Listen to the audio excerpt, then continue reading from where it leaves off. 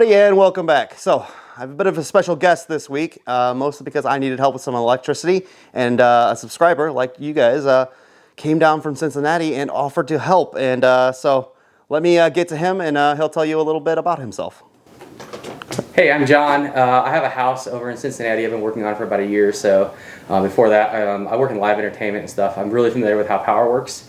So I offered to come out here and help Caleb run the power. He's got some really hard runs to do that'd be a nightmare to do by yourself. So I figured I'd come out here, lend a hand, and see what we can get done in a couple days.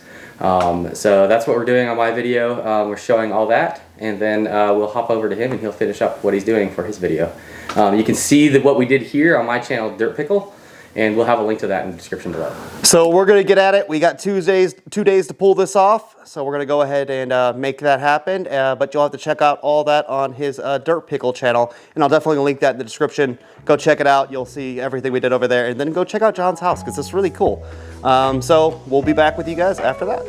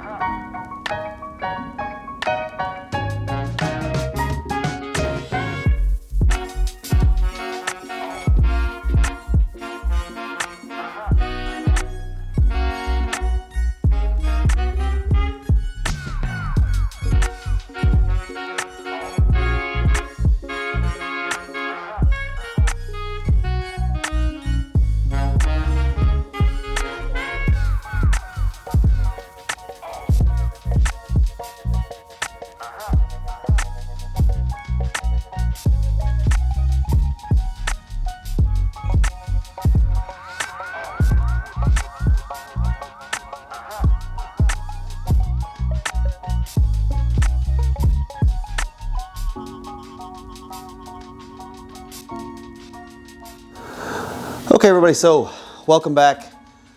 We have got a lot done this week, huge amount of electrical. I know it's, again, not the stuff you ever see because it's all on the walls, but it is a very, very important system, and one I am so glad is starting to come along because manpower is important. Like I said last week, you don't know how important it is until you don't have it, sort of thing. So let's go through and I'll show you what me and John got completed this week. So we'll do a little walkthrough of that. So here we are in the entryway. This is the medallion where the original chandelier hung. As you can see, we've got a line down here, which is big, big news. And that one is all wired up except obviously the fixture and the switches are not in. But that is what you guys saw me do just now in the time lapse, was feed that wire. You saw me in the floor, which is actually the floor that's up here. Boards approximately there, right through here, through the bedroom, and into that. But you can see also, if I don't blind you guys with all the light, actually here I got a ladder right here. Let me move that real quick and we'll get down there. So this here will be the main switch, the one when you walk in. I didn't want to put it at the front door because, well, this was existing. And again, I'm trying to use everything existing as possible. So you can see here's some of the old wires here. I've kept these here because you never know when you need to tie a string or tie another line on and pull up. Everything that was going down we used to get these ones down. So basically this will be the main switch. This will be a three-way switch right here, which will fire the light we just saw, the entryway light, and the light for the second floor of the stairwell as well. And the third floor stairwell will be on its own switch, which you'll be able to access from the second floor. We've already started, this will be the parlor power here, which is already hooked or put back towards the box, not hooked up yet, of course. This will be a four-way switch. So it'll be the middle of this switch between this one, the one we just saw, and the one on the second floor landing. So again, you'll be able to turn the entire stairwell off from here, which this goes back to the hallway. So bathroom, that's the kitchen right there. And as you can see, we've had to cut a few holes here and there, but very minimal amount of them to feed these efficiently all these wires through. This wire now is just coming through actually what will be a sconce. You can see the gas tube right here. So this is just kind of a temporary thing. There's another one poking out this side of this wall as well. But I'm going to put the switch down here. I'm going to measure the other switches and make sure these are all even at the same height. So that's all good and set up. So let's get back upstairs and I'll show you guys what it's all looking up there. So climbing my creaky stairs, we get to where the box is going to be for up here. As you can see, it's going to be right here because we have all these wires coming out.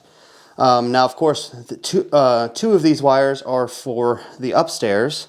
One's a power, and one is for the three-way switch downstairs that goes back down to where we just were. Of course, I'm probably not explaining this all the best, but simply put, you know, I kind of know how it works, but not how to describe it. But essentially, yeah, you'll be able to turn the lights on for the whole hallway here. So that would be that entryway light, and that one right there, which I'm not for sure if that base is original or not. I probably will lean on the side of no, it's probably not. But that wire you saw me, and here's that run I made going down to get to that chandelier. So it goes, that wire goes down from the basement all the way up the wall back here, down this track here, under this wall, and into this room, through this hole here, that's the wire, over and down to the medallion. Now, there's a lot of holes in the floor here, and you should be expecting more of this because, simply put, I have two options here to run these wires. I can take out plaster or I can cut the floor. The floor is a really easy thing to patch. I can get more of this stuff, just screw it in. Again, this isn't going to be the finished floor anyways. It never would have been. This is just simply pine or fir. So essentially, this will be fairly easy to fix, but if I cut holes in plaster, it's much harder to fix, especially with the ornate plaster below us, because this is the entryway below us here and the main parlor below us here.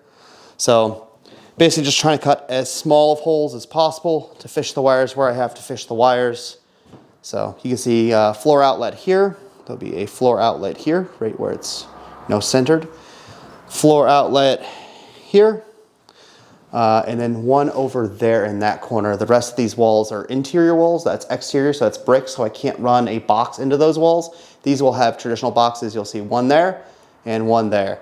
Essentially, running these wires is always kind of a bit of a game because you have to figure out what's the most direct path with the least amount of cutting that I have to do in the walls, because again, I'm trying to preserve this place, and when you put a huge amount of holes in the walls, well, you've got a huge amount to repair after the fact. So it's really kind of a, I mean, nothing's terribly direct in these rooms because they can't be, because the parlor's below and because of how beautiful these rooms are. I want to preserve them as best as possible. So getting modern electric in here is tricky and it's time consuming, and you really have to think about, you know, how you're going to lay things out. So we've accomplished that. We've got basically this room being the female master bedroom, or Sarah's room. Pretty much completely wired up. I'm missing 2 outlets on that wall over there, but the rest of them are going to be here. At least the wires are ran to where the outlets will go. Mr. Brown's room itself doesn't have any wire in it yet, but that'll be coming next week. And I do hope, actually, my grandfather's going to come back, I hope Thursday this week, and we might, just might, see the stairwell completely lit up, which I think is going to be incredible. Of course, who knows if that actually happens or not, but the wires are in place. I've got to hook up one more switch with wire and one more outlet, or one more light, and we should be golden. And then the first, the second, and third floor, the whole stairwell will light up, and that will be amazing. And definitely special thanks to John for helping all this stuff. Like, he really came out, killed it. Like, how amazing is that, guys, that he would come and sacrifice his time and get a hotel for himself just to come help me with that. Like, so John, I'm sure you're listening, man, thank you so very much. And if you guys are watching, John, all the other work that you didn't see in my time lapses, it's because John filmed it all, and it's going to be on his channel this week. So I'm going to put a link to the description of his channel. I'm going to pin a comment. I'm going to put it all up because he deserves huge praise for coming to help me. And he did a really fantastic job of making a little video on his channel. So go check it out. He's got all the nitty-gritty details of what we actually did here, and he can explain it 10 times better than I ever could. He knows the terminology a wee bit better than I. So yeah, definitely go check that out. He's awesome. John, again, thank you so much. In other news this week, I've got this boiler placed back on here. I was going to keep it off because I'd like to be doing the floor here in the winter, but I couldn't keep it off because I tried to cap these pipes because I turned my boiler on like I told you guys last week. But I tried to cap the pipes here, but they are an uncommon thread. They are somewhere slightly above a 1-inch thread, or 1-inch cap, and so I can't cap that off.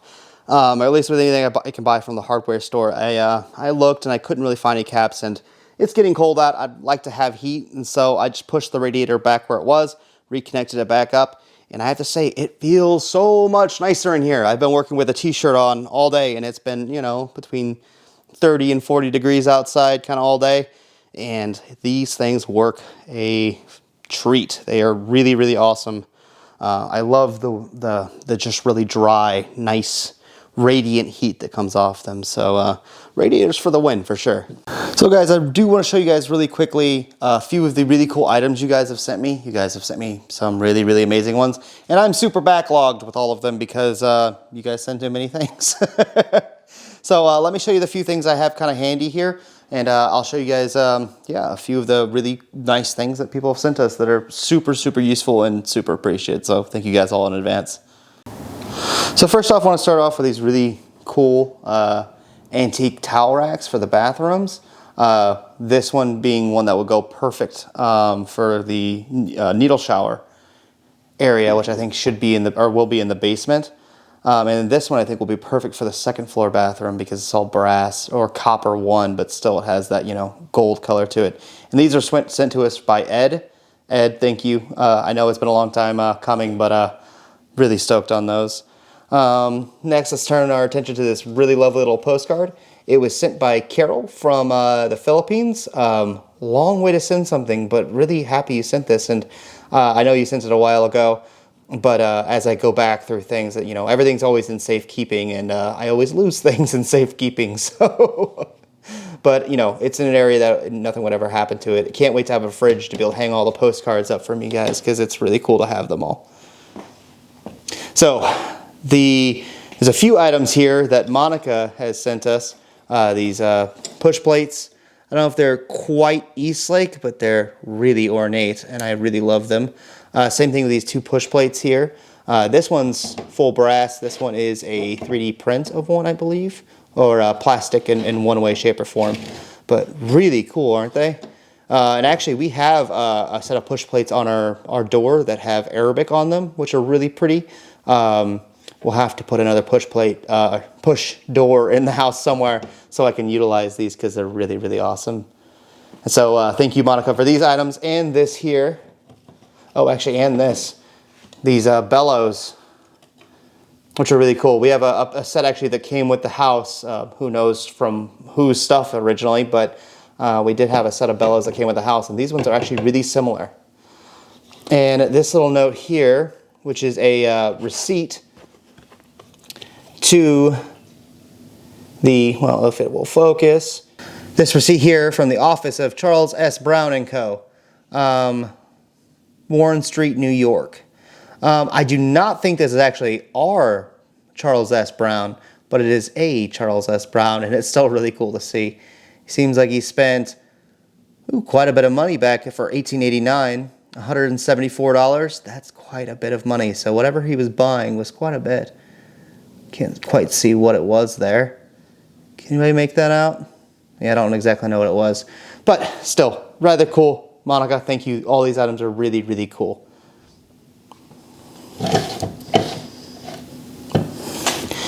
And so something that is definitely going to be making its way onto my front door, we have this really amazing doorbell here. So essentially what you would do is turn this lever, and it connects to the back of this little bell here, through this slot here with a little Allen key looking guy, and that goes to the door. It spins this mechanism here, and there's little bell ringers essentially that spin and ring the bell. And so I've actually been really looking for one of these, because I've always wanted one of these. They're really amazing, and they sound like nothing else. Like, you know, it just has that really satisfying feel to it. So Tom, thanks, man. And now I don't have to look for one, because I have a really perfect one here. So it's definitely going to make its way to the front door. I'll just have to figure out where I can drill a very non-invasive hole, but still make it visible for people visiting. So thanks, guys. And lastly, David, who we've been talking to about helping us restore my monitor top, GE monitor top fridge, sent us the screws that I was missing for the door here of the refrigerator. So now, when you come to open the door, it works. It's great. Even have the old GE logo here on the door, which is kind of cool. A little beat up, but you can see the GE here. So, David, thank you, and I really hope we can get the old girl working again, because that's the best fridge, I think, for the house, because it's one of the first ones that was commercially available for people to have in houses. And as I've stated before, an ice box would be cool, but I don't want to carry ice blocks into my house and have to deal with all the meltwater. So thank you, thank you. So guys, that's basically going to be the video this week. Believe it or not, it was a rather exhausting one, because running wire is not easy. It's extremely time consuming. You have to think a lot mentally to figure out where your runs have to go and which way they have to go, what has to connect to where, all that good stuff. You know, I can see this being a really easy task, again, if it was all down to studs, but I will never do that. And I can Boy Scout promise that that will never happen to this house, because I won't let it happen here. So, you know, things have to be done the hard way, because I'm stubborn and I don't want to put holes in things. So essentially that's what the week was. So as always, guys, I appreciate you guys so very much for being here, so very much for following. Make sure you go check out John's channel to see, you know, really what happened this week. And I'll catch you guys again next week. Have a wonderful, wonderful rest of your week, and we'll see you then. Bye-bye.